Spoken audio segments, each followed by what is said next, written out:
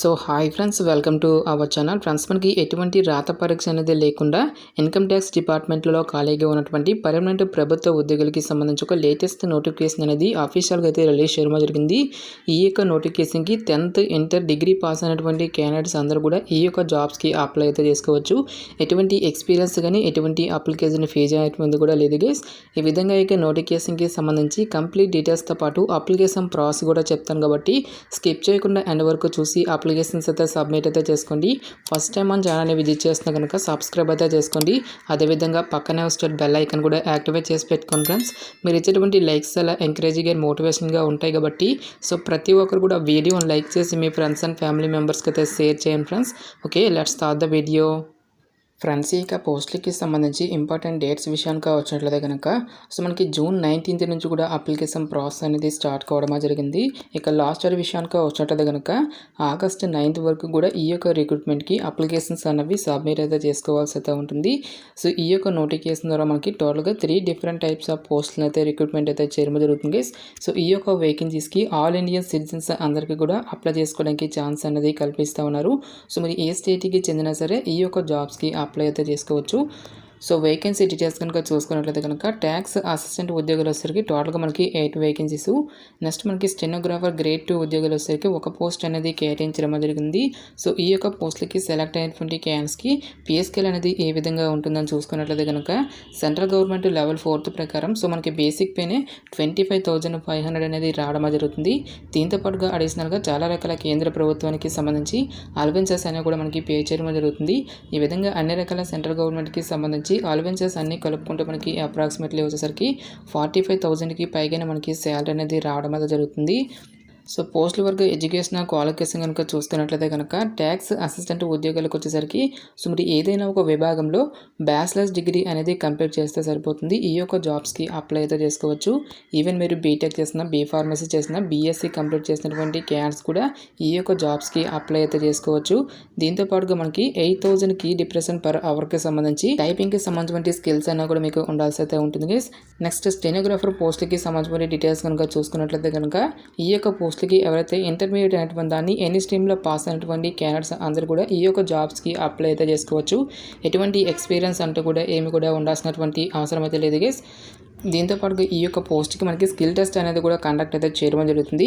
Like మనకి డిక్టేషన్తో పాటు transcription అనేది ఉంటుంది. సో ఈ యొక్క టెస్ట్లకి సంబంధించిన డీటెయిల్స్ని కూడా మనకి ఇక్కడ నోటిఫికేషన్ అయితే ఇవ్వడం జరిగింది. నెక్స్ట్ మనకి హవాల్దార్ పోస్ట్ వచ్చేసరికి టోటల్గా మనకి 7 వేకెన్సీ అయితే కేటాయించడం జరిగింది. ఈ యొక్క పోస్టులకి సెలెక్ట్ అయినటువంటి క్యాండిడేట్స్కి సెంట్రల్ గవర్నమెంట్ లెవెల్ 1 ప్రకారం సో మనకి బేసిక్ పేని 18,000 అనేది రావడం జరుగుతుంది. దీంతో పాటుగా అడిషనల్గా చాలా రకాల కేంద్ర ప్రభుత్వానికి సంబంధించి అలవెన్సెస్ అనేవి కూడా మనకి పే చేయడం జరుగుతుంది. ఈ విధంగా అన్ని అలవెన్సెస్ కలుపుకుంటే మనకి అప్రాక్సిమేట్లీ వచ్చేసరికి 30,000కి పైగానే మనకి శాలరీ అనేది రావడం జరుగుతుంది. సో ఈ యొక్క పోస్టుకి వచ్చేసరికి జస్ట్ మీ వద్ద 10th క్లాస్కి సంబంధించిన సర్టిఫికేట్ అనేది ఉంటే సరిపోతుంది గైస్. ఈ యొక్క జాబ్స్కి అప్లై అయితే చేసుకోవచ్చు. నెక్స్ట్ మనకి ఫిజికల్ స్టాండర్డ్స్ అనేవి కూడా అడగడం అనేది జరిగింది. ఓన్లీ మేల్ క్యాండిడేట్స్ అయితే కనుక 157.5 సెంటీమీటర్స్ అయితే హైట్ అయితే ఉండాల్సి అయితే ఉంటుంది. నెక్స్ట్ చెస్ట్ విషయానికి వచ్చేట్లయితే కనుక వితౌట్ ఎక్స్పాన్షన్ వచ్చేసరికి 81 సెంటీమీటర్స్, ఎక్స్పాన్షన్ వచ్చేసరికి 5 సెంటీమీటర్స్ అయితే ఇంక్రీజ్ అయితే అవ్వాల్సి అయితే ఉంటుంది. నెక్స్ట్ మనకి ఫిజికల్ టెస్ట్ కనుక చూసుకున్నట్లయితే కనుక 1600 మీటర్స్ వరకు కూడా మనకి వాకింగ్ అనేది ఉంటుంది. 15 మినిట్స్లో ఈ యొక్క వాకింగ్ అనేది మీరు క్లియర్ చేయాల్సి అయితే ఉంటుంది గైస్. నెక్స్ట్ ఫీమేల్స్కి కనుక చూసుకున్నట్లయితే కనుక 152 సెంటీమీటర్స్ అనేది హైట్ అయితే ఉండాల్సి అయితే ఉంటుంది. నెక్స్ట్ ఫిజికల్ టెస్ట్ కనుక చూసుకున్నట్లయితే కనుక 1 కిలోమీటర్ వరకు కూడా మనకి ఈ యొక్క వాకింగ్ అనేది ఉంటుంది. టోటల్గా 20 మినిట్స్లో ఈ యొక్క రేస్ అనేది మీరు కంప్లీట్ చేయాల్సి అయితే ఉంటుంది గైస్. సో ఇక పోస్ట్కి అప్లై చేసుకోవడం మీకు ఉండాల్సినటువంటి ఏజ్ లిమిట్ విషయానికి వచ్చినట్లయితే కనుక సో మీకు మినిమం ఏజ్ వచ్చేసరికి 18 ఇయర్స్ అయితే కంప్లీట్ అయి ఉండాలి. జనరల్ అభ్యర్థులు అయితే కనుక 27 ఇయర్స్ వరకు కూడా అప్లై అయితే చేసుకోవచ్చు. ఓబీసీ క్యాండిడేట్స్ అయితే కనుక 30 ఇయర్స్ వరకు, ఎస్సీ ఎస్టీ క్యాండిడేట్స్ అయితే కనుక 32 ఇయర్స్ వరకు కూడా అప్లై చేసుకోవడానికి ఛాన్స్ అనేది కల్పిస్తూ ఉన్నారు. సో ఇక పోస్ట్కి ఎటువంటి అప్లికేషన్ ఫీజు అనేది కూడా మనం పే చేయాల్సినటువంటి అవసరం అయితే లేదు గైస్. ఆల్ క్యాండిడేట్స్ అందరూ కూడా ఫ్రీగా ఈ యొక్క రిక్రూట్మెంట్కి అప్లై అయితే చేసుకోవచ్చు. నెక్స్ట్ ఇక పోస్ట్‌కి సంబంధించి అప్లికేషన్ ప్రాసెస్ అనేది ఏ విధంగా ఉంటుందని చూసుకున్నట్టయితే గనక ఓన్లీ ఆఫ్‌లైన్‌లోనే అప్లై చేసుకోవాల్సి అయితే ఉంటుంది. సో ఇక్కడ మనకి నోటిఫికేషన్‌లో అప్లికేషన్ ఫామ్ అనేది ఇవ్వడం జరిగింది గైస్. ఈ యొక్క అప్లికేషన్ ఫామ్ లింక్ అనేది వీడియో డిస్క్రిప్షన్‌లోను కామెంట్ సెక్షన్‌లో అయితే ప్రొవైడ్ అయితే చేస్తాను. ఈ యొక్క అప్లికేషన్ ఫామ్ అనేది మీరు ప్రింట్ అవుట్ అయితే తీసుకొని సో ఫస్ట్ ఆఫ్ ఆల్‌గా ఇక్కడ పోస్ట్‌లన్నీ మీరు ప్రిఫరెన్స్‌గా అయితే ఇవ్వాల్సి అయితే ఉంటుంది గైస్. నెక్స్ట్ రైట్ సైడ్ వచ్చేసరికి మీకు లేటెస్ట్ పాస్‌పోర్ట్ సైజ్ ఫోటోగ్రాఫ్ అనేది మీరు ఇక్కడ స్టిక్ చేసి మీకు సైన్ అనేది ఇలా క్రాస్‌గా అయితే చేయాల్సి అయితే ఉంటుంది గైస్. నెక్స్ట్ క్యాపిటల్ లెటర్లో మీకు ఫుల్ నేమ్తో పాటు ఫాదర్స్ నేము, నేషనాలిటీ దగ్గర ఇండియన్ అని చెప్పేసి ఇచ్చేసి మీకు డేట్ ఆఫ్ బర్త్తో పాటు మీకు ఏజ్కి సంబంధించిన డీటెయిల్స్, నెక్స్ట్ మీ యొక్క జెండర్తో పాటు మీకు పర్మనెంట్ అడ్రస్తో పాటు కరస్పాండెంట్కి సంబంధించిన అడ్రస్ అనేటువంటి కూడా మీరు ఇక్కడ ఇవ్వాల్సి అయితే ఉంటుంది. నెక్స్ట్ మీకు ఈమెయిల్ ఐడితో పాటు మొబైల్ నెంబరు, మీ యొక్క క్యాస్ట్తో పాటు సబ్ క్యాస్ట్ అనేది ఏదైతే ఉంటుందో ఒక సబ్ క్యాస్ట్ అనేది కూడా ఇచ్చేసి నెక్స్ట్ ఐడెంటిఫికేషన్ మార్క్స్ అనేవి మనకి 10th క్లాస్ మెమోపై ఉంటాయి. సో 10th క్లాస్ మెమోలో ఏ విధంగా ఉన్నాయో ఆ యొక్క ఐడెంటిఫికేషన్ మార్క్స్ అనేవి మీరు ఇక్కడ ఫిల్ చేయాల్సి అయితే ఉంటుంది. నెక్స్ట్ మీకు ఎడ్యుకేషన్ క్వాలిఫికేషన్కి సంబంధించిన డీటెయిల్స్ అన్నింటినీ కూడా మీరు ఇక్కడ ఫిల్ చేసిన తర్వాత సో ఎంప్లాయీస్ ఎవరైనా ఉన్నట్లయితే కనుక అక్కడ సంబంధించిన డీటెయిల్స్ అన్నీ మీరు ఇక్కడ ఫిల్ చేయాల్సి అయితే ఉంటుంది. లేదంటే ఇక్కడ మీరు నాట్ అప్లికేబుల్ అని చెప్పేసి ఇక్కడ మీరు మెన్షన్ అయితే చేసేయండి గైస్. ఈ విధంగా మీకు డీటెయిల్స్ అన్నింటినీ కూడా ఫిల్ చేసిన తర్వాత మీకు ఫాదర్స్ నేమ్తో పాటు మీ యొక్క నేమ్ అనేది ఇక్కడ ఎంటర్ చేసి మీకు ప్లేస్తో పాటు అప్లికేషన్స్ అనేవి ఏ డేట్ని అయితే సెండ్ చేస్తున్నారో ఒక డేట్ అనేది ఇచ్చేసి కింద మీ యొక్క సిగ్నేచర్ అనేటువంటిది ఇక్కడ చేయాల్సి అయితే ఉంటుంది. సో ఇక అప్లికేషన్ ఫామ్తో పాటు ఈఎస్ సర్టిఫికేట్స్ అనేవి అటాచ్ చేయాలని చూసుకున్నట్లయితే కనుక మీకు 10th క్లాస్కి సంబంధించిన సర్టిఫికేట్తో పాటు మీకు ఎడ్యుకేషన్ క్వాలిఫికేషన్కి సంబంధించిన రిలేటెడ్ డాక్యుమెంట్స్, నెక్స్ట్ మీకు లేటెస్ట్ క్యాస్ట్ సర్టిఫికేట్తో పాటు స్పోర్ట్స్కి సంబంధించిన సర్టిఫికేట్తో పాటు ఎంప్లాయీస్ అయినట్లయితే కనుక ఎన్ఓసి సర్టిఫికేటు, నెక్స్ట్ మీకు ఆధార్ కార్డుతో పాటు పాస్పోర్ట్ సైజ్ ఫోటోగ్రాఫ్స్, నెక్స్ట్ ఇక్కడ మనకి స్పోర్ట్స్ అచీవ్మెంట్స్కి సంబంధించిన కొన్ని ఫామ్స్ అనేవి ఇవ్వడం జరిగింది.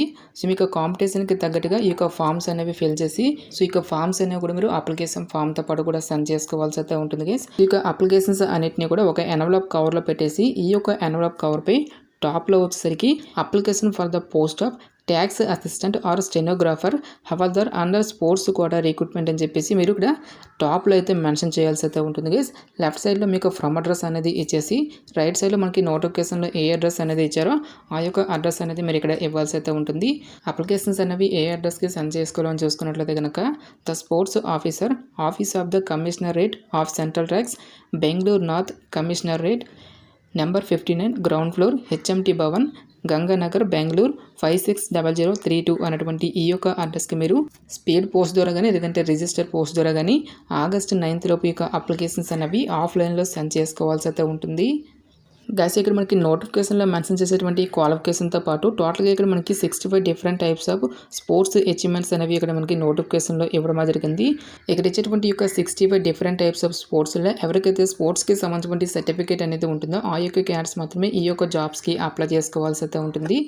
లైక్ మనకి archery, athletics, badminton, cricket, baseball, basketball అని చెప్పేసి ఈ విధంగా మనకి టోటల్గా 65 డిఫరెంట్ టైప్స్ ఆఫ్ స్పోర్ట్స్ అనేవి ఇవ్వడం జరిగింది. సో ఈ యొక్క స్పోర్ట్స్లలో జస్ట్ మీ వద్ద సర్టిఫికేట్ అనేది ఉంటే సరిపోతుంది గైస్. ఈ యొక్క జాబ్స్కి అప్లై అయితే చేసుకోవచ్చు. నెక్స్ట్ ఈ యొక్క పోస్టులకి సంబంధించి సెలక్షన్ ప్రాసెస్ అనేది ఏ విధంగా ఉంటుందని చూసుకున్నట్టయితే కనుక ఎటువంటి రిటర్న్ టెస్ట్ కానీ ఎటువంటి ఇంటర్వ్యూస్ అంటూ కూడా ఏమి కూడా కండక్ట్ అయితే చేయరు గైస్. ఇక్కడ ఇచ్చేటువంటి యొక్క 65 డిఫరెంట్ టైప్స్ ఆఫ్ గేమ్స్కి సంబంధించి చిన్న ట్రయల్ టెస్ట్ అనేది మనకి కండక్ట్ అయితే చేయడం జరుగుతుంది. సో ఇక్కడ ట్రయల్ టెస్ట్ని కూడా మీరు క్లియర్ చేసినట్లయితే కనుక నెక్స్ట్ స్టేజ్కి అయితే మిమ్మల్ని ఎంపిక అయితే చేయడం జరుగుతుంది. నెక్స్ట్ స్టేజ్లో మనకి మెడికల్ ఎగ్జామినేషన్ అనేది కండక్ట్ చేసి డైరెక్ట్గా మనకి డాక్యుమెంట్ వెరిఫికేషన్ అనేది చేసి ఈ యొక్క వేకెన్సీస్కి ఎంపిక అయితే చేయడం జరుగుతుంది. నెక్స్ట్ ఇక్కడ మనకి కాంపిటీషన్కి సంబంధించిన ఫామ్స్ అనేవి కూడా ఇవ్వడం జరిగింది. ఇంటర్నేషనల్ కాంపిటీషన్లో కనుక మీకు సర్టిఫికేట్ అనేది ఉన్నట్లయితే కనుక ఫామ్ 1ని, నేషనల్ కాంపిటీషన్లో కనుక మీకు సర్టిఫికేట్ అనేది ఉంటే ఫామ్ 2ని, ఇంటర్ యూనివర్సిటీ ఆర్ టోర్నమెంట్స్లో కనుక మీకు సర్టిఫికేట్ అనేది ఉంటే ఫామ్ 3 అనేది మీరు ఫిల్ చేయాల్సి అయితే ఉంటుంది. నెక్స్ట్ నేషనల్ స్పోర్ట్స్ గేమ్స్కి సంబంధించి సర్టిఫికేట్ అనేది ఉంటే ఫామ్ 4ని అయితే మీరు ఫిల్ చేయాల్సి అయితే ఉంటుంది గైస్. మనకి ఈ యొక్క నోటిఫికేషన్ అనేది గవర్నమెంట్ ఆఫ్ ఇండియా కింద పనిచేస్తున్నటువంటి ఇన్కమ్ ట్యాక్స్ డిపార్ట్మెంట్ నుంచి అఫీషియల్గా రిలీజ్ అయినటువంటి ఈ యొక్క స్పోర్ట్స్ కోటాలో ఉన్నటువంటి డిఫరెంట్ టైప్స్ ఆఫ్ పోస్టులకి సంబంధించి ఈ యొక్క జాబ్ నోటిఫికేషన్ అనేది రిలీజ్ చేయడం జరిగింది. ఇంట్రెస్ట్ ఎలిజిబుల్ క్యాండిడేట్స్ డెఫినెట్గా ఈ యొక్క రిక్రూట్మెంట్కి అప్లై అయితే చేసుకోండి.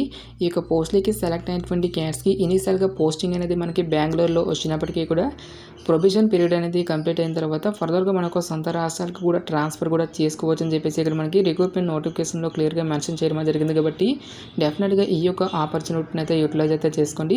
ఇక నోటిఫికేషన్కి సంబంధించిన లింక్స్ అన్నిటిని కూడా వీడియో డిస్క్రిప్షన్లోను కామెంట్ సెక్షన్ అయితే మెన్షన్ అయితే చేస్తాను గైస్.